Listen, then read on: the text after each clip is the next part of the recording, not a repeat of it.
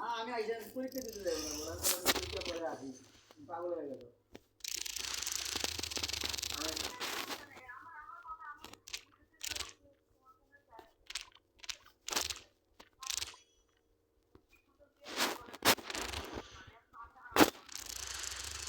ঠিক আছে,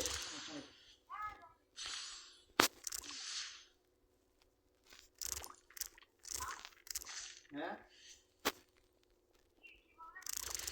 বললাম তুমি এত অস্থির হয়ে গেছো, ঠিক আছে, এত ভালোবাসা দেয়াইলা থাকলা, যখন জানবো ওই ছেলেটা তখন মনে করো তোমাকে ইউজ করে আবার দিয়ে দিবে, তখন তো আমার কাছে আসলে নিবো না, তাহলে তো আমাকে বলো ছেলেকে। ঠিক আছে,